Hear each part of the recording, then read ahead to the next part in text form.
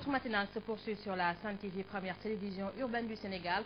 Rebonjour à vous tous, c'est encore un plaisir de vous retrouver. Un violent incendie a ravagé hier des magasins contenant des matériels électroménagers au marché Thiaroye. Aucune perte en vie humaine n'est à déplorer, mais il y a quand même d'importants dégâts matériels à l'origine. L'origine donc du sinistre reste encore inconnue. Et puis nous parlons politique avec l'opposition dite significative de la société civile qui donne rendez-vous ce jeudi aux Sénégalais pour afficher leur position commune sur le référendum du 20 mars prochain.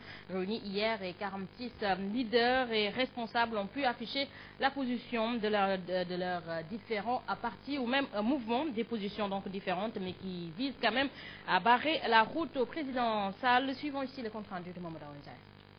Cette opposition qui veut tenir tête au président Macky Sall le 20 mars prochain n'a pas pu s'entendre sur la stratégie à adopter pour contrer le référendum du président. Le professeur Malick Ndiaye, qui l'a fait savoir à l'issue du huis clos, a aussi déclaré qu'ils vont se retrouver jeudi prochain pour annoncer une décision commune.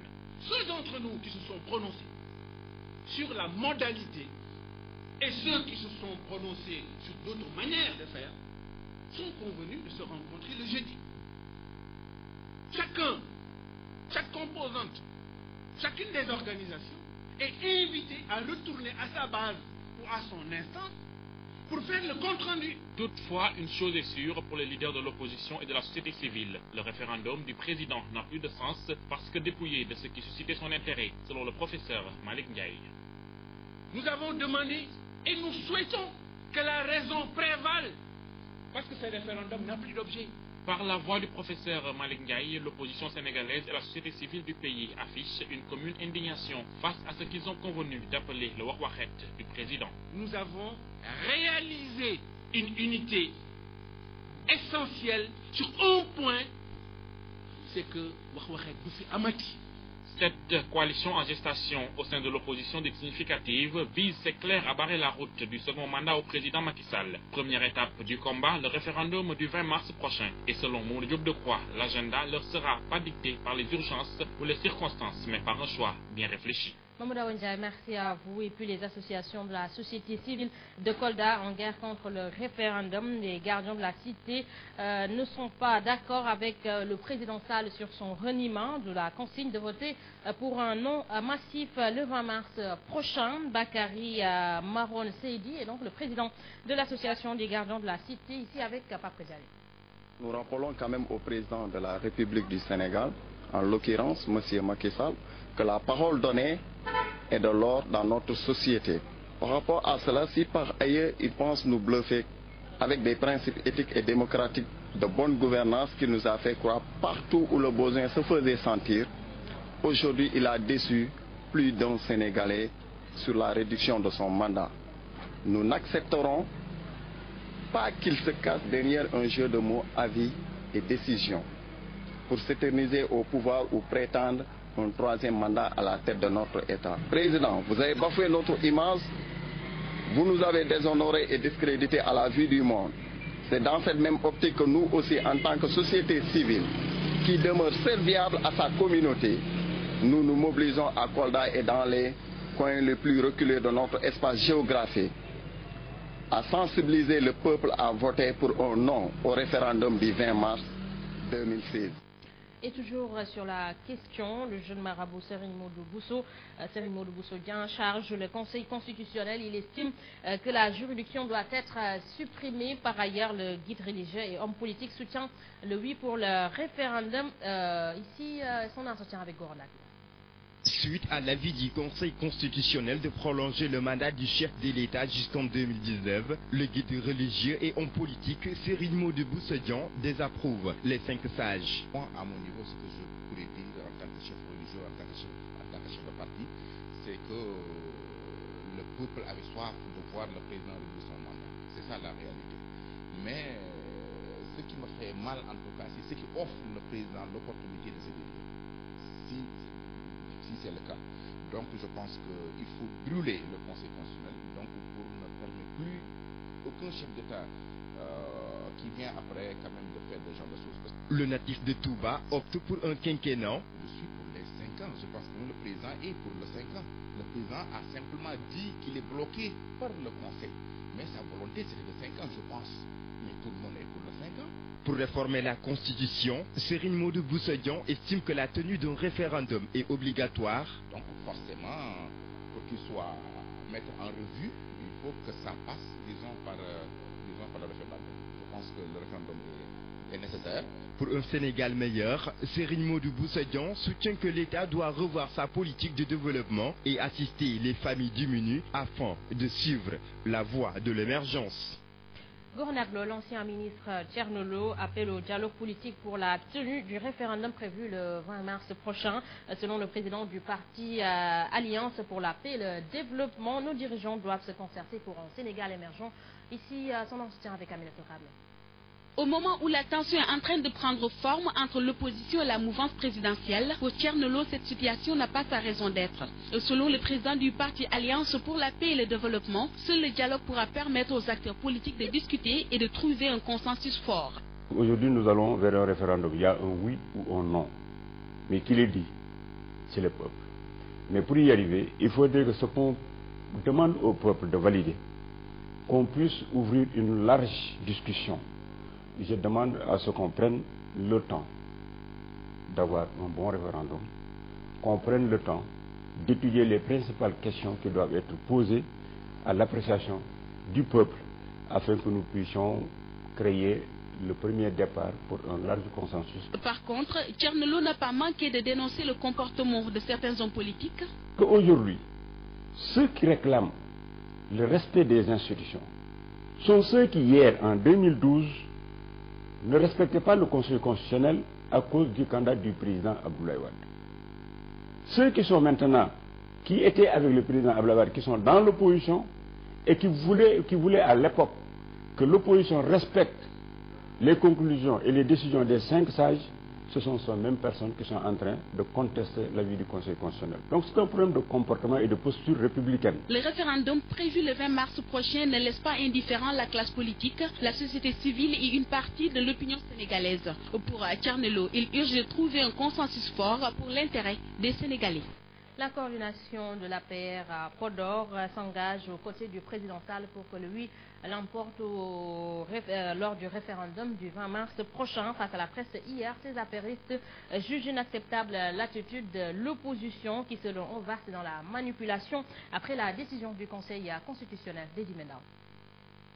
De Podor va donner une victoire écrasante du oui lors du prochain référendum, promettent les apéristes de la dite localité. Ils comptent mettre l'accent sur la sensibilisation. Nous allons expliquer, nous allons parler au peuple sénégalais pour ce qui est du département de Podor, pour ce qui est de nos militants, pour ce qui est des populations, des zones rurales, des populations de toutes les régions du Sénégal. Ils sont en train de voir ce que le président est en train de faire avec le PUDC. Le porte-parole du jour de relever une cacophonie qui s'est installée depuis que le président de la République a décidé de respecter la décision du Conseil constitutionnel sur la réduction du mandat présidentiel de 5 à 7 ans. Est-ce que c'est un débat qui intéresse les Sénégalais? Non. D'ailleurs, eux-mêmes, ils ne le posent pas sur qu'est-ce qui est valable, qu'est-ce qui est préférable, 5 ans ou 7 ans. Ce débat, ils ne l'ont jamais posé. Ce n'est pas ça qui les intéresse. Ils ont voulu poser le débat en termes d'engagement politique du président de la République. Est-ce que dans une démocratie qui se respecte, est-ce que dans un pays qui veut avancer, est-ce qu'on peut considérer nos avancées par rapport à des engagements politiques d'un leader politique? Non. Certains leaders de l'opposition, au banc des accusés, ces apéristes disent halt à la manipulation. Quelqu'un que je précise, qui n'a ni les compétences pour diriger ce Sénégal, essaie de parler de compétences alors qu'il joue avec ses compétences. Aujourd'hui, celui-là a dit qu'il était un voleur, qu'il a partagé le butin, il a voulu partager le butin et il a été fourbe. On l'a pris, on l'a mis en prison, il a signé un protocole d'accord nuitamment. La conférence de presse des apéristes de Podor a été marquée par une grande mobilisation des militants, une véritable démonstration de force.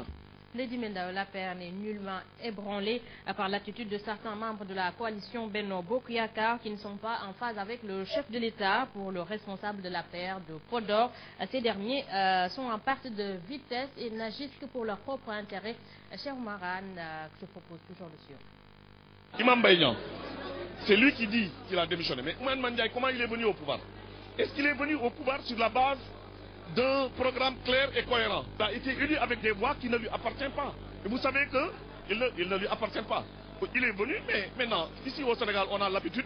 C'est des gens qui n'ont pas de destin. Celui-là, il n'a pas de destin présidentiel. Il quitte le président Macky pour aller soutenir quelqu'un d'autre. Il faut préciser ici qu'Aïssata Tall Sall, sur les 22 collectivités locales que compte le département de Podor, elle ne contrôle que la mairie de la ville de Podor, qui est la capitale départementale, mais qui n'est pas la plus grande agglomération, du département de Podor. En tant que maire sortante, elle n'est pas représentative dans le département de Podor. Elle ne compte pas. Khalifa Sall et Aïssata Tall Sall. C'est des gens qui aujourd'hui empêchent le PSPS de fonctionner normalement. Les Sénégalais doivent savoir que les réformes constitutionnelles ne concernent pas seulement la réduction du mandat présidentiel, et le débat sur ce point n'a aucune importance aux yeux des membres du mouvement And Falat Macky ak Doudouka, ce qui fait que les hommes du président Sall comptent mieux sensibiliser les populations pour que le oui l'emporte lors du référendum. Pape Kadiali. Le débat sur les réformes constitutionnelles et qui se focalise seulement sur la réduction du mandat n'a pas sa raison d'être, selon le secrétaire général adjoint du mouvement And Falat Macky ak Doudou. Les Sénégalais doivent comprendre que le président de la République a été un démocrate, un justiciable qui n'est pas au-dessus de la loi. Le président s'était engagé en tant que candidat à l'élection présidentielle de réduire son mandat. Il a tenté de le faire en respectant les institutions de la République. Le Conseil constitutionnel a décidé et l'a contraint à ne pas toucher à la durée du mandat en cours. À l'en croire, le débat doit tourner autour des 14 autres points de la réforme. C'est pourquoi ils vont sensibiliser les populations. Nous allons battre campagne autour des questions qui concernent la bonne gouvernance, la modification des institutions, pour qu'on puisse avoir un autre paysage, d'autres institutions dans ce pays. La réduction de la durée du mandat n'est qu'un élément du processus. Alors, ce qui se passe, c'est que nous avons 14 autres points. Prenons l'exemple du Conseil constitutionnel lui-même. Le président propose dans la réforme qu'il y ait la nomination de 2 par l'Assemblée nationale. Désormais, un Sénégalais peut être candidat à l'élection présidentielle ou à une élection législative en proposant une candidature indépendante à la haute autorité des collectivités locales. Mais je m'en réjouis, je suis un maire. Pour le mouvement And Falat Macky, il n'y a nullement de wahwahet de leur mentor. C'est pourquoi dira Bouna Koïta, par ailleurs maire de Djalambéré. C'est de battre campagne en faveur du oui, qui va l'emporter de toute façon, compte tenu de l'engagement des Sénégalais. Tout compte fait, le débat sur les réformes référendaires continue de défrayer la chronique dans notre pays, mettant en exergue 2 camps. En tout cas, Pape Kadiali, tout ce débat autour du référendum, c'est dire que le président Sall n'a pas beaucoup appris des erreurs de Wade. Après Wade, ne fallait-il pas comprendre que les Sénégalais ont atteint les limites de leur patience dans ces histoires de durée et de nombre de mandats. Le septennat gagné aujourd'hui risque de lui coûter le second mandat. C'est en tout cas la chronique de ce mardi signée par Chersila. Macky Sall a joué et il a perdu. En battant campagne autour du quinquennat, il nous le devait. C'est clair, c'était devenu une dette. Et face au Conseil constitutionnel, il fallait un passage en force. Rien d'autre, plus que les 5 sages, qui ont tout de même bon dos, en suivant ses alliés et son parti. Le président offre aujourd'hui sa poitrine aux flèches de l'adversaire. Après sa reculade dans l'affaire des Dara, après son recul dans le prélèvement sur le salaire des fonctionnaires, après son freinage brusque dans la traque des biens mal acquis, voilà le président Macky Sall qui renonce à réduire son mandat en cours. C'est dire qu'il n'a pas beaucoup appris des erreurs de Wade. Après Wade, il fallait comprendre que les Sénégalais ont atteint les limites de leur patience dans ces histoires de durée et de nombre de mandats. Les Sénégalais du reste ont visiblement perdu patience dans bien d'autres choses. Raison pour laquelle, en vérité, l'actuel président n'a jamais réellement bénéficié d'une période de grâce. Impatience du peuple qui a également poussé le régime actuel à jeter toutes ses forces dans la bataille dès les premières heures. Couverture maladie universelle, réduction du coût du loyer, bourse familiale, réduction des impôts. Macky Sall a tout donné trop tôt. Et maintenant, le peuple veut le plus difficile, le reste. Ce qui donne également une majorité pas trop sûre de son coup. Pour ne rien arranger, avant même les fatidiques législatives de juin 2017, le référendum de ce 20 mars risque de consacrer ce qui se dessine, tel un désaveu du président, à l'image d'un compte bancaire dans le découvert vis-à-vis de son peuple. Il ne reste plus grand-chose dans le compte affectif du chef de l'État.